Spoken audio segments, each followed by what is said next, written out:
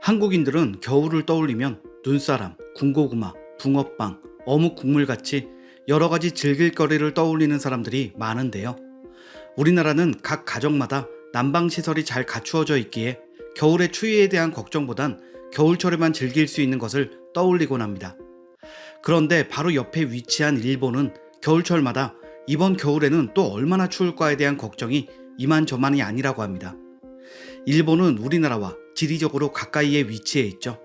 바다만 건너면 되기 때문에 그 점을 이용하여 수차례 한반도를 침략한 역사를 가진 원소의 나라이기도 합니다. 일본도 사계절을 아는데요. 섬나라 일본의 겨울은 어떻길래 추위에 대한 걱정뿐인 건지 조사를 위해서 검색을 해봤습니다. 그런데 뜻밖에도 고양이 사진만 잔뜩 나왔는데요. 그냥 고양이가 아닌 털이 불에 그을려서 타버린 고양이 사진을 다수 볼 수 있었습니다. 일본의 겨울과 불에 탄 고양이 사진, 대체 어떤 연관이 있는 걸까요? 일본인들 혹은 일본에서 거주했던 사람들은 일본의 겨울에 대해 똑같은 말을 합니다. 실내보다 바깥이 더 따뜻할 정도라고 말이죠. 실제로 일본은 겨울철 실내 온도가 10도 이하인 가정이 75%나 된다고 하는데요. 일본에서 생활상식 관련 베스트셀러로 등극한 책에서는 겨울철 밤의 실내 온도는 12.8도 이하로, 낮의 실내 온도는 20도 이하로 낮출 것이라고 권유하기도 합니다. 추운 나라 하면 생각나는 대표적인 국가 러시아의 겨울철 실내 온도가 평균 24도 정도인 것을 생각하면 일본은 과하게 춥게 생활하는 것 아닌가 의문이 드는데요. 털이 불에 그을린 고양이들의 사연은 일본의 이 이상한 겨울철 문화에서부터 시작합니다. 앞서 소개한 대로 일본은 겨울철 실내 온도를 굉장히 낮게 설정해 놓고 지내는데 보조적인 난방도구로 난로를 이용하는 집이 많다고 합니다. 실내 온도가 워낙 춥다 보니 가정에서 기르는 반려묘들이 온기를 찾아 난로 가까이 다가가고 그 때문에 털이 불에 그을리거나 화상을 입기도 하는 것이죠. 털만 그을리면 다행이고 심하면 화상까지 입는 사고도 난다는데요. 왜 그렇게 해서까지 겨울철 실내 온도를 낮추고 사는지 정말 이해가 되지 않습니다. SNS나 구글에 일본의 겨울에 대해 검색을 해보면 엉덩이나 옆구리 부분에 갈색으로 그을린 땜빵이 생긴 고양이 사진을 손쉽게 찾아볼 수 있습니다. 관련 사고가 많이 일어나다 보니 난로를 가림막으로 막아놓거나 난로 주변에 철조망을 설치해 두는 등 여러 방법을 동원하고 있다는데요. 굳이? 라는 생각이 드는 것은 마찬가지입니다. 일본인들 주장으로는 전기세를 아끼려는 효율적인 행동이라고 하는데 오히려 고양이 관리 비용이나 난로에 들어가는 난방 비용이 더 많지 않을까 생각이 듭니다. 이런 사실이 이슈가 되면서 외국인들 사이에서 한국과 일본의 겨울을 비교하는 글도 많이 올라왔는데요. 같은 아시아 문화권인데도 온돌리라는 과학적인 난방 시스템을 가지고 있는 한국과 집안에서도 바깥처럼 추위에 떨면서 겨울을 보내는 일본.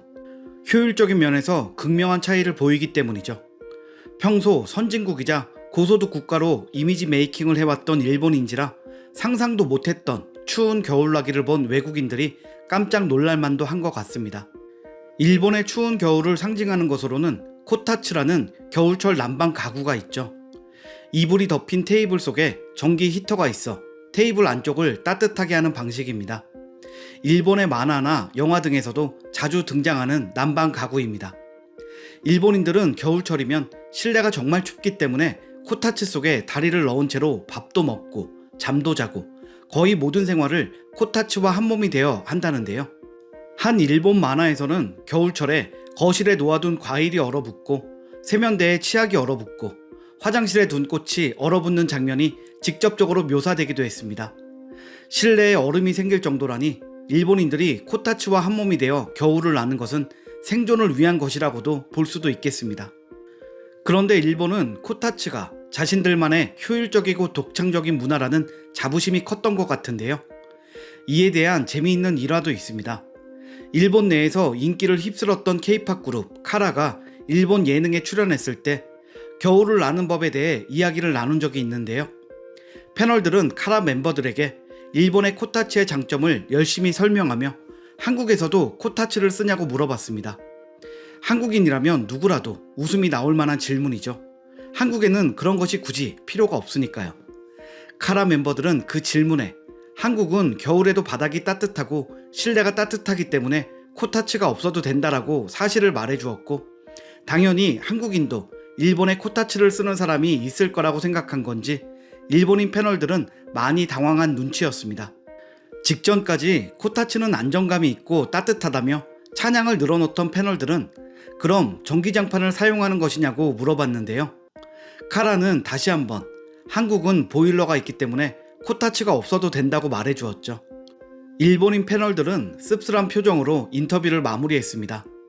일본에는 바닥을 데우는 온돌 문화가 없고 지진이 자주 발생하기 때문에 바닥에 난방시설을 안전하게 설치하려면 엄청난 돈이 들어간다고 합니다. 때문에 대부분의 가정에서는 목욕을 위해 물을 덮이는 용으로만 보일러를 설치한다고 하죠. 그래서 어쩔 수 없이 코타츠가 성행한 것인데, 그것을 마치 다른 나라에서도 따라하고 싶어하는 일본만의 문화인 것처럼 한국인들도 사용할 거라고 생각했다는 게 조금 황당한 것 같습니다. 새삼 우리나라의 온돌식 난방시설과 보일러가 정말 과학적인 시설이구나 감탄하게 되는데요. 특히 온돌은 지금과 같이 경제적, 과학적 발전이 이루어지기 전부터 우리 조상님들이 사용하던 전통적인 난방시설이죠. 온돌이라는 명칭은 조선 세종대왕 때에 최초로 사용했다고 하는데요. 아궁이에서 불을 떼면 그 화기가 방 밑을 지나며 방바닥 전체를 덮이는 방식입니다. 평창 동계올림픽에서는 현대식 온돌이 적용된 선수촌 숙소가 온돌 특유의 따뜻함과 아늑함으로 외국인 선수들의 뜨거운 사랑을 받았고, 과거 조선을 방문했던 서양인들의 기록에서도 온돌의 위험을 찾아볼 수 있었습니다. 구한말 조선을 방문했던 스웨덴 언론인 아손 크랩스트는 코레아라는 저서에서 조선 사람들은 밤에 뜨거운 방바닥 위에서 빵처럼 구워지는 게 아주 익숙하다는 재미있는 표현을 남겼고, 비슷한 시기 영국인 이사벨라 버드 비숍은 한국과 그 이웃나라들이라는 저서에서 한국 사람들은 지친 몸을 거의 지지다시피 덮여줄 정도의 온도를 아주 좋아한다고 적기도 했습니다. 따뜻하다 못해 뜨거울 정도라고 기록하며 추위를 전혀 걱정하지 않아도 되는 한국을 기록으로 남긴 것이죠. 일본에게는 꿈만 같은 따뜻한 겨울이 한국에서는 평범한 겨울이라는 점을 생각하면 외국인들 시선에서는 두 나라의 겨울나기를 비교하면서 볼 수밖에 없는 것 같습니다. 현재의 한국은 온돌이 작동하는 방식대로 발전한 현대식 보일러가 집집마다 설치되어 있습니다. 한류가 유명해지고 선진국으로 거듭나 국가 브랜드 가치가 높아지면서 한국을 찾는 외국인들이 많아졌습니다. 외국인들은 최고의 난방 효과를 보여주는 한국의 난방시설을 경험한 뒤 온돌과 보일러를 자국으로 가져가고 싶다고까지 말하는데요. 한국의 온돌식 난방은 세계적으로 성공할 수 있는 경쟁력도 있어 보입니다. 일본의 코타츠보다 유명해지는 것도 시간 문제인 것 같은데요. 국가무형문화재로 등재된 것에 이어서 세계문화유산으로 등재를 준비하고 있다는 온돌. 외국인들의 뜨거운 호응에 힘입어 성공적으로 등재되기를 기원하겠습니다. 오늘은 한국과 일본의 겨울나기에 대해 알아봤습니다. 시청해주셔서 감사합니다.